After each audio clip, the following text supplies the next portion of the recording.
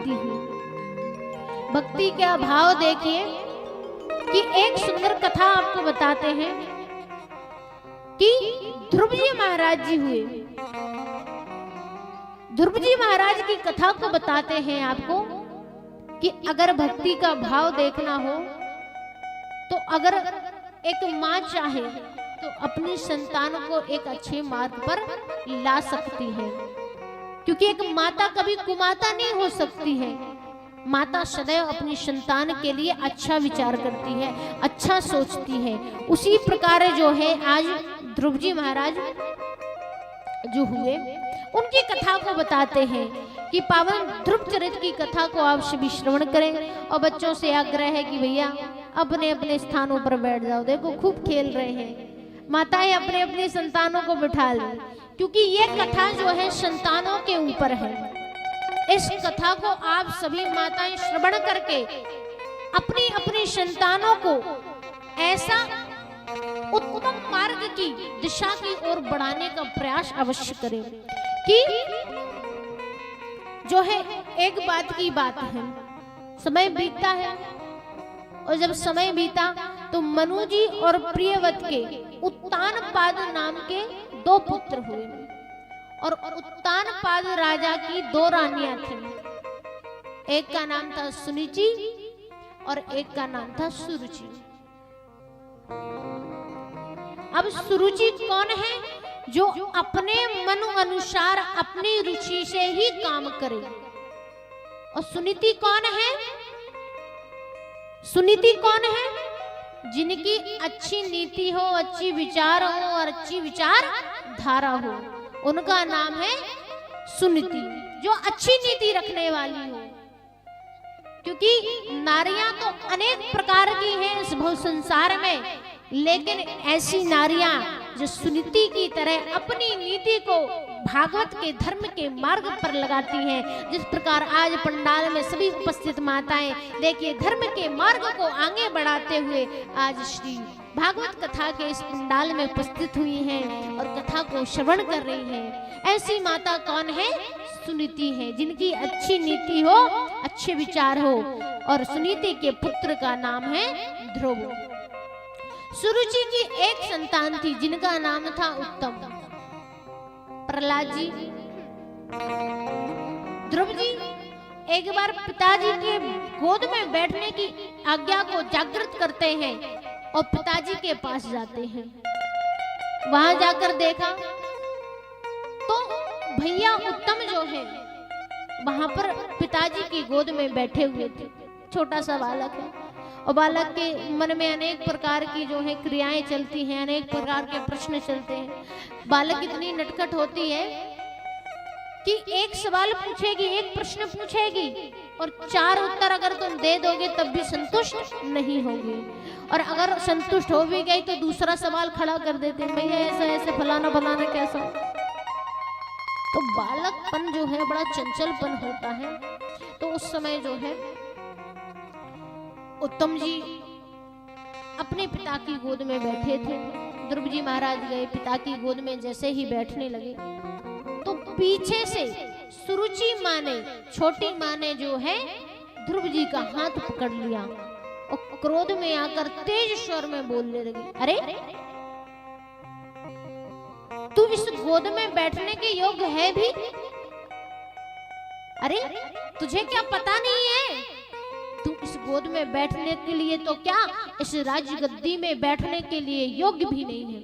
अरे इस राजगद्दी, इस राजपाट का राजा जो है मेरा पुत्र उत्तम बनेगा। जाओ। ध्रुव जी को भगा दिया डांट फटकार करके। अब ध्रुव जी रोते रोते मैया के पास पहुंचे। माँ, सुरुचि माँ, छोटी माँ कहती है कि मैं पिताजी की गोद में बैठने के योग्य नहीं हूँ। क्या बात माँ, ये सत्य है? सुनीति माँ समझाते हुए अपने पुत्र ध्रुव से कहते हैं कि देखो ध्रुव पुत्र, तुम सच में अपने पिता की गोद में बैठने के योग्य नहीं हो। अब ध्यान से सुनना है माताएं, सभी के लिए है कि तुम अपने पिता की गोद में बैठने के योग्य नहीं हो। अरे तुम तो उस परम पिता जगदीश्वर नारायण की गोद में बैठने के योग्य हो। अरे तुम कोई साधारण थोड़ी हो। जाओ, आज से इस राजपाट का त्याग करके वन को जाओ और वन में जाकर नारायण की भक्ति करो। उस परम पिता की गोद में बैठने के योग्य बनो, और जब योग्य बन जाओगे तब मेरे पास लौट कर आना, वरना मेरे पास लौट कर मत आना। ये कौन कह रही है? सुनीति माँ कह रही है। एक अच्छी माँ वही होती है जो अपनी संतान को अच्छे मार्ग पर जाए, कि तुम अच्छे मार्ग पर चलो। आज सुनीति माता के वचन सुनकर ध्रुव जी महाराज कहने लगे कि क्या नारायण मुझे मिलेंगे? क्या नारायण दर्शन देंगे? क्या नारायण मुझे अपनी गोद में बिठाएंगे? बोले हाँ, क्यों नहीं। भैया की इतनी बात सुनी ध्रुव जी ने। ध्रुव जी महाराज माता का आशीर्वाद लेकर जो है वन की ओर चले। इतने में नारद जी मिल गए। नारद जी ने पूछा, क्यों भैया तुम कौन हो, परिचय बताओ। उन्होंने अपना परिचय दिया कि हम उत्तानपाद राजा के पुत्र हैं, हमारा नाम ध्रुव है। बोले इस घनघोर जंगल में छोटी सी आयु में 6 वर्ष की आयु है, यहाँ कैसे? बोले मेरी मैया ने कहा है कि जाओ तुम नारायण के दर्शन करो, नारायण की भक्ति करो, नारायण से मिलो, नारायण की गोद में बैठो। बोले ऐसा? बोले अच्छा बताया माँ ने, लेकिन अच्छा एक बात बताओ, माँ ने कहा और तुम आ गए? बोले हाँ। बोले ऐसा क्यों? बोले आपको शायद पता नहीं है कि मेरी माँ कभी झूठ नहीं बोलती है, और मेरी माँ ने अगर अपनी वाणी से कुछ वचन कहे हैं तो वो सत्य है। अगर उन्होंने मुझसे कहा है कि मुझे नारायण के दर्शन होंगे, अगर उन्होंने कहा है मुझसे कि तुम नारायण की भक्ति करो, राजपाट का त्याग करो, तो कुछ सोच समझकर ही कहा होगा। ये ध्रुव जी महाराज जी के वचन हैं। बोले अच्छा, तो क्या तुम दृढ़ संकल्प हो कि तुम्हें भगवान मिलेंगे? बोले हाँ। बोले क्यों? बोले क्योंकि मेरी माँ ने कहा है। भैया सभी संतानों के लिए है कि जो व्यक्ति किसी भी कार्य को करने जा रहा हो तो सर्वप्रथम अपने माता पिता से आशीर्वाद अवश्य ले कि मैया पिताजी आज हम फलाने से फलाना काम करने जा रहे हैं और आशीर्वाद दीजिए, ताकि काम जो है किसी विघ्न के बिना ही पूर्ण हो जाए। माता पिता जब आशीर्वाद दे देते हैं तो वो ब्रह्मा की वाणी होती है, क्योंकि भगवान हर घर में नहीं होते, इसलिए उन्होंने माता पिता को बनाया है। इसलिए अब आज मेरी माँ ने अगर कुछ कहा है तो सोच विचार कर कहा होगा, इसलिए जो है मेरी माँ ने कहा है तो मुझे भगवान के दर्शन अवश्य होंगे। बोले तो तुम दृढ़ हो? बोले हाँ। बोले ठीक है, तो सबसे पहले एक काम करो, गुरु बनाओ। बिना गुरु के कुछ काम असंभव है, और संभव काम करने के लिए सर्वप्रथम गुरु की एक अच्छे मार्ग की आवश्यकता होती है, और एक अच्छा मार्ग गुरु ही बता सकता है। प्रथम गुरु माँ है, दूसरा गुरु कौन है? जिनको हम गुरु बनाते हैं, गुरु दीक्षा लेते हैं, और तीसरा गुरु कौन है? इस संसार का हर एक प्राणी जो हर एक ज्ञान देता है। आज हमने आपको ज्ञान दिया, आगे चलकर जो है कोई और आएगा वो भी आपको ज्ञान देगा। तो हर व्यक्ति से ज्ञान को अर्जित करना चाहिए, चाहे वो छोटा हो या बड़ा हो। एक छोटा बालक ऐसी बात कह जाता है जो आप कभी सदैव जीवन में सोच नहीं सकते, विचार नहीं कर सकते। और एक वृद्ध, एक बुजुर्ग जब कोई बात कहता है तो उसकी बात को बड़े ध्यान पूर्वक सुनना चाहिए, कभी उसकी बात को टालना नहीं चाहिए। क्योंकि आजकल का व्यक्ति क्या कहता है, जो युवा है, चाहे वो लड़का हो या लड़की हो, अरे बुढ़ापे में तो बुद्धि सटिया जाती है, बुद्धि भ्रष्ट हो जाती है, इनके मुंह कौन लगे, इनको तो दिन भर बग बग बग बग करने की आदत हो गई। ऐसा नहीं है, क्योंकि उनको अनुभव है जीवन का, उन्होंने सारा जीवन जो है जीवन पर्यंत परिश्रम करने में, मेहनत करने में गुजारा है, ना कि आपकी तरह बैठ के खा पी कर गुजारा है। ऐसा इसलिए क्योंकि उन्होंने जीवन पर्यंत कर्म किए हैं और अच्छे कर्म किए हैं। इसलिए सदैव बुजुर्गों की बातों को धैर्य पूर्वक सुनना चाहिए और सुनकर के अपनाना भी चाहिए। क्योंकि मेरे दादाजी, चूंकि अब वो यहाँ नहीं है, तो स्वर्गवासी श्री सीताराम जी मिश्रा वो हमेशा एक बात कहते थे कि बेटा, कि ऐसा काम करो, चाहे वो घर में रहकर करो, कि वो सीधा पहुंचे कहां? भगवान के मार्ग को। ऐसा काम करना।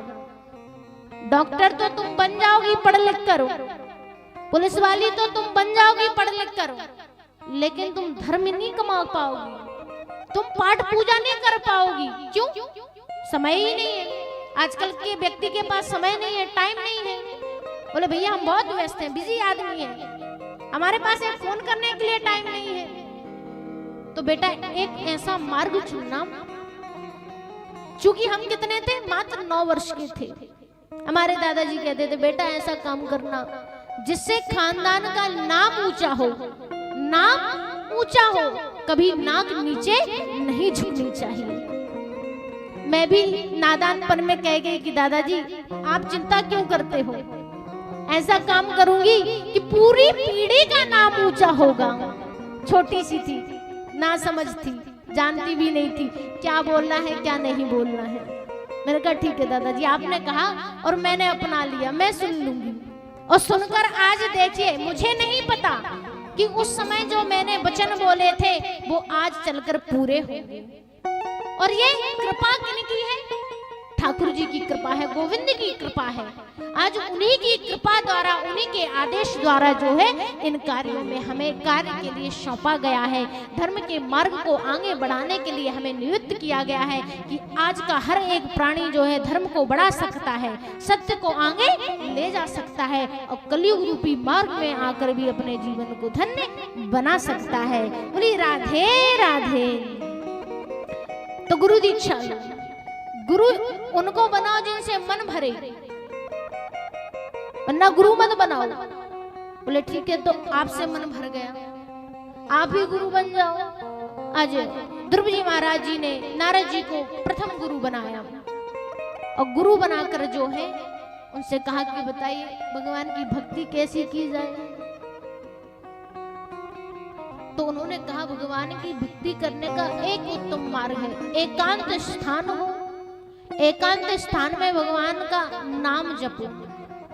ओम नमो भगवते वासुदेवाय, ओम नमो भगवते वासुदेवाय, ओम नमो भगवते वासुदेवाय।